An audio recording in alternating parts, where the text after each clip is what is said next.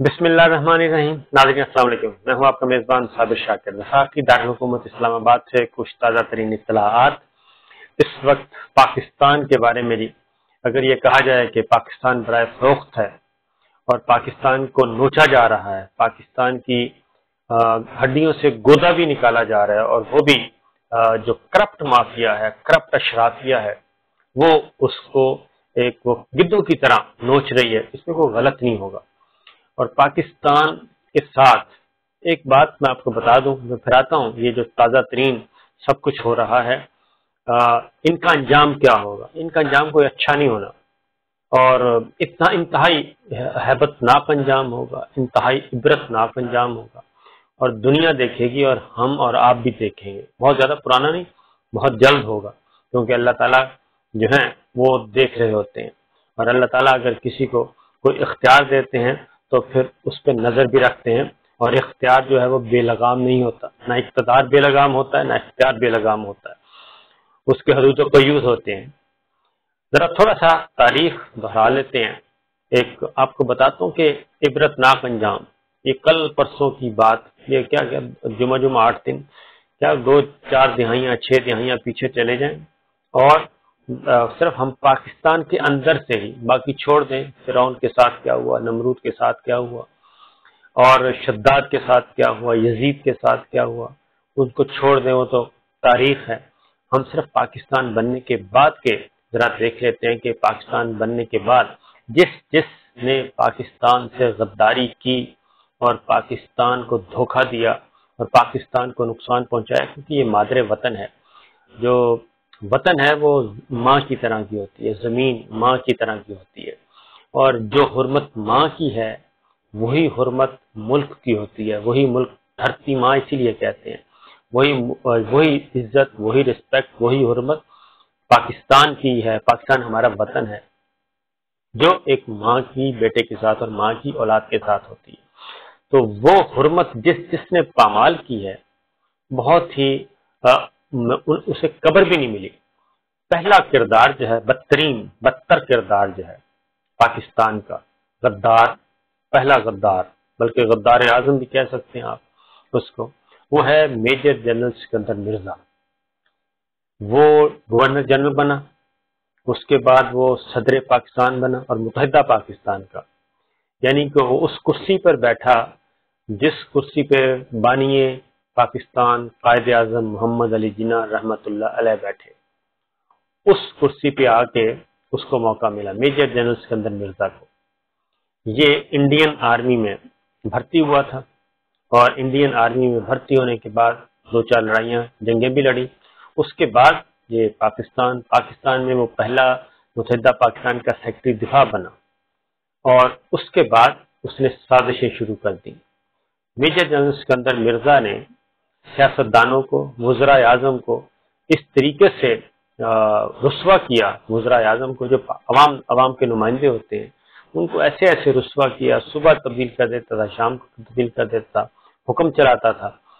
تو اس کے بعد اس نے جنرل ایوب خان کو 2 سال کی ایکسٹینشن دی، اور اس کا خیال تھا کہ میں 2 سال کی ایکسٹینشن دوں گا اور اس کے بعد ہم مل کے یہ سب کچھ کریں گے۔ 1956 کا دستور بن چکا تھا، اسی دستور کے تحت اس نے صدر مملکت کا حلف اٹھایا، متحدہ پاکستان کا صدر بنا، پہلا صدر تھا، وہ آخری گورنر جنرل تھا اور پہلا صدر تھا۔ اور اس کے بعد اس نے کیا کیا؟ اس کے بعد اس نے مارشل لا لگایا، 1956 کے دستور کو معطل کیا، بلکہ منسوخ کر کے ردی کی ٹوکری میں پھینکا، اور وہاں سے سلسلہ شروع ہوتا ہے پاکستان کی بدنصیبی کا، وہاں سے سلسلہ شروع ہوا۔ یہ پہلا غدار تھا پاکستان کا، میجر جنرل سکندر مرزا۔ اس کے بعد جب اس نے مارشل لا لگایا، وہ بھول گیا کہ میں جس شاخ پہ بیٹھا ہوں اسی شاخ کو کاٹ رہا ہوں۔ جیسے اس نے دستور معطل کیا، دستور منسوخ کیا، تو پتہ چلا کہ جناب صدر مملکت کا عہدہ ساتھ ہی وہ بھی معطل ہو گیا ہے۔ جنرل ایوب خان جو چیف آف آرمی اسٹاف تھے، جن کو انہوں نے ایک اپنے ہاتھ سے لکھی ہوئی تحریر ایک پرچی پہ لکھ کے دی تھی اپنے سیکرٹری کو کہ جناب ان کو 2 سال کی ایکسٹینشن دے دیں اور ابھی دیں، جنرل ایوب خان صاحب نے ان سے کہا کہ اب آپ بھی تشریف لے جائیں۔ یہ اقتدار میرے حوالے کر دیں، لہذا وہ chief marshal administrator Ayub Khan صاحب بن گئے، اور اسکندر مرزا جو ہے اس کے ساتھ یہ ہوا، اسکندر مرزا اور اس کی بیوی ناہید مرزا، اس کو فوراً پاکستان سے نکال دیا گیا۔ پاکستان سے نکال کے وہ برطانیہ پہنچا، اور وہاں پہ صدر پاکستان، کتنا بڑا عہدہ، متحدہ پاکستان کے صدر، گورنر جنرل، اور جیسے ہی اس نے برطانیہ میں قدم رکھا تو رسوائی شروع ہو گئی۔ ایک ہوٹل کے مینیجر کے طور پہ اس نے جاب کی، اور اس کے بعد اس کے وقت ظاہر انتقام لیتا ہے، اس کے بعد وہ مرا برطانیہ میں، اور انتہائی قسم پرسی کی حالت میں مرا۔ اس کے بعد اس وقت تک جنرل یحییٰ خان کا ہو چکا تھا، جو اقتدار جنرل یحییٰ خان نے لے لیا تھا، جنرل ایوب خان سے اقتدار یحییٰ خان نے لے لیا تھا۔ یہ دوسرا غدار ہے، یحییٰ خان پاکستان کا دوسرا غدار ہے، اور دونوں کا انجام جو ہے وہ بہت ہی گندا ہوا۔ اسکندر مرزا وہاں سے اس کی ڈیڈ باڈی تو یحییٰ خان نے اس کو آنے نہیں دیا، پاکستان نے قبول نہیں کیا، پاکستان نے کہا کہ یہ اس کے ساتھ ہمارا کوئی لینا دینا نہیں، اس کو ہم نہ سرکاری اعزاز دیں گے، کچھ نہیں۔ وہ اصل میں وہ قدرت تھی، قدرت انتقام لے رہی تھی، اور پاکستان کی دھرتی جس کو اس نے نوچا تھا، اور اس کے ساتھ ایک اور ہوتا تھا جوڈیشری میں، جسٹس منیر ہوتا تھا، وہ بھی بدترین کردار تھا پاکستان کا، جسٹس منیر بھی بدترین کردار تھا، اور سارے سازشی تھے، سازشوں کے تانے بانے بنے جاتے تھے، وہ ایک بدترین کردار تھا۔ یہ پہلے ہی یہیں سے اسکندر مرزا، جسٹس منیر، یحییٰ خان، اس کے بعد اسکندر مرزا کو پاکستان، اس کی ڈیڈ باڈی پاکستان نہیں آئی، پھر اس کی ڈیڈ باڈی رضا شاہ پہلوی جو ہیں شہنشاہ ایران، وہ لے گئے ایران، وہاں پہ دفنایا گیا۔ اور پھر جب انقلاب ایران ہوا آیت اللہ خمینی صاحب کا، جب وہ آیا تو وہاں پہ کچھ لوگوں نے اس کی قبر بھی ملیامیٹ کر دی اسکندر مرزا کی، اور اب اس کی قبر کہاں ہے کوئی پتہ نہیں۔ یہ ہے پاکستان کے پہلے غدار کا انجام۔ اور دوسرا غدار یحییٰ خان تھا، یحییٰ خان کے ساتھ بھی یہی ہوا۔ یحییٰ خان نے بھی کیا کیا تھا، اپنے اقتدار کے چکر میں پرلے درجے کا وہ بھی انتہائی کرپٹ آدمی تھا، کیا کہنا چاہیے اس کا، مورلی کرپٹ آدمی تھا، اور اس نے بھی پاکستان دو لخت ہوا اور ضد بازی میں ہوا، اور نہیں مانا پاکستان کے عوام کی رائے کو نہیں مانا، جبکہ مشرقی پاکستان میں شیخ مجیب جیت چکے تھے، ان کی عوامی لیگ جیت چکی تھی، لیکن یہ سلسلہ شروع ہوا تھا 56 سے، یعنی کہ 58 میں اسکندر مرزا نے دستور فارغ کیا تھا۔ اس کے بعد جنرل ایوب خان، اور جنرل ایوب خان سے یحییٰ خان نے اقتدار لیا، اور یحییٰ خان کو اقتدار ملا 69 میں، اور 69 میں اقتدار اس نے لیا، چیف مارشل ایڈمنسٹریٹر بنا، اس نے 62 کا دستور کو فارغ کیا، اس نے بھی آن کو فارغ کر دیا، اور 71 میں پاکستان دو لخت ہو گیا۔ وہ دوسرا غدار تھا۔ اس دوران جسٹس منیر بھی، اس کا بھی انجام اسی طرح ہوا، کوئی نہیں جانتا اس کو، وہ عدلیہ کی تاریخ پہ بھی ایک دھبا ہے، کالا سیاہ دھبا، بد کردار آدمی۔ اس کے بعد یہ غداروں کے نام بتا رہا ہوں میں، تو یہ ہوا جناب۔ اس کے بعد آ گئے یحییٰ خان۔ یحییٰ خان بھی گمنامی کی موت مرا، اور اس کا نام لیوا بھی کوئی نہیں تھا، اور کسی نے انا للہ بھی نہیں پڑھا تھا۔ وہ مسلمان پڑھتے ہوتے ہیں، فرض ہے، لیکن اس کے مرنے پہ کسی نے انا للہ و انا الیہ راجعون بھی نہیں کہا، کیونکہ وہ اس حد تک نفرت تھی پاکستان کے عوام کو، اور وہ بھی دھرتی ماں کے ساتھ اس نے دھوکہ کیا تھا۔ تو یہ چند کردار ہیں۔ اس کے بعد اگلے آتے ہیں جی، پھر آتے ہیں پرویز مشرف صاحب۔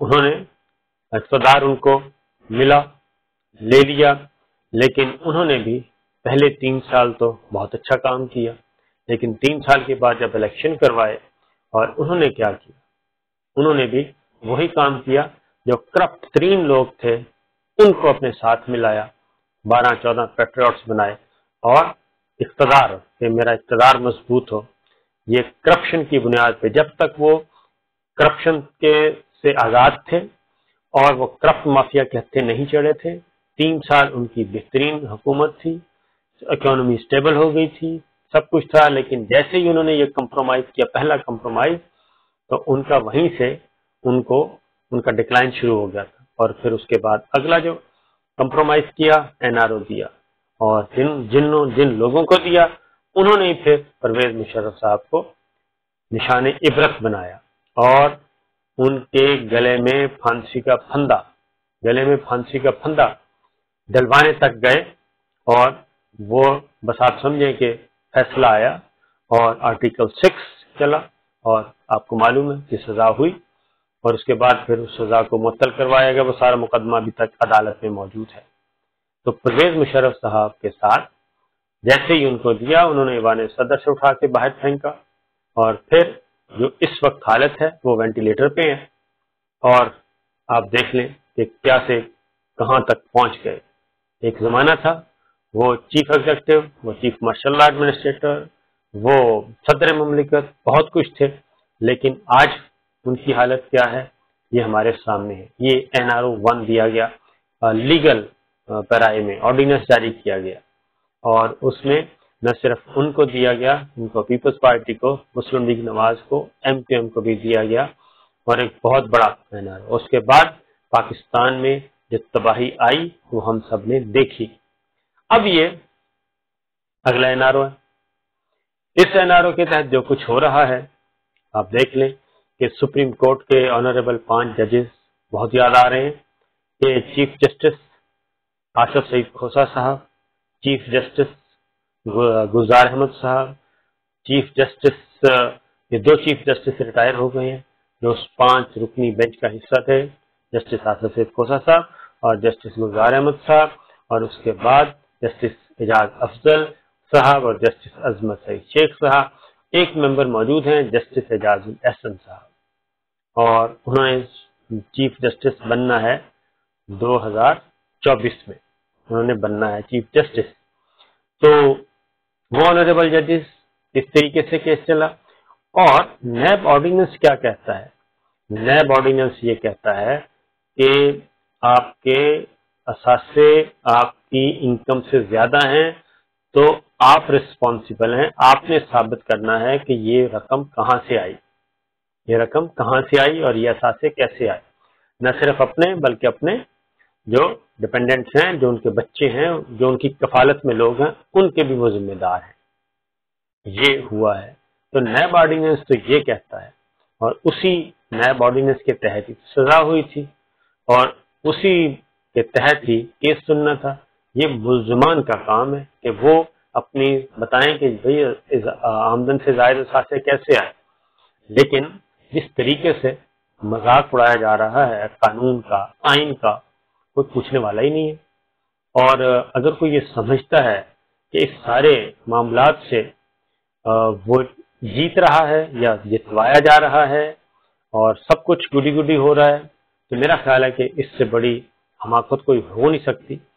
अवाम में, पाकिस्तान के अवाम में एक नफरत, मजीद उसमें इजाफा हो रहा है, बल्कि वो नफरत जो है वो इंतकाम में तब्दील हो रही है, वो गुस्से में तब्दील हो रही है। और लोग जो हैं वो अब एक एक बच्चा जान चुका है कि किस तरीके से मैच फिक्सिंग होती है और किस तरीके से एक करप्ट अशराफिया दूसरे करप्ट को सपोर्ट करती है। उसकी वजह यह है कि जिस दिन पहला करप्ट जो है, पहला वीवीआईपी करप्ट जो है, वो उसको सजा हो गई, सजा फाइनल हो गई और उसको जेल हो गई और उस पर मोहर तस्दीक हो गई और उसका कैरियर खत्म हो गया, तो उसके बाद अगले की बारी है। लिहाजा वो पहला जब फंसता है तो पिछले जो हैं वो खुद ब खुद ही उसको बचाने के लिए आ जाते हैं, क्योंकि उनको पता होता है कि अगर इसको सजा हो गई तो अगली बारी मेरी है।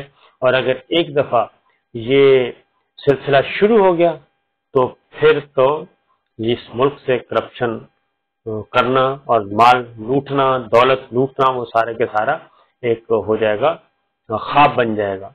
तो ये पाकिस्तान है, पाकिस्तान मादरे वतन है, धरती माँ है, और जो तकद्दुस, जो हुर्मत माँ का है वो ही इस मुल्क का है। तो जो भी ये कर रहे हैं, सारी दुनिया जानती है, जो भी कर रहे हैं, تو ان کا انجام بہت برا ہونا ہے، اور اسی دنیا میں ہونا ہے، اور پاکستان کے عوام دیکھیں گے۔ اجازت دیجیے، اللہ حافظ۔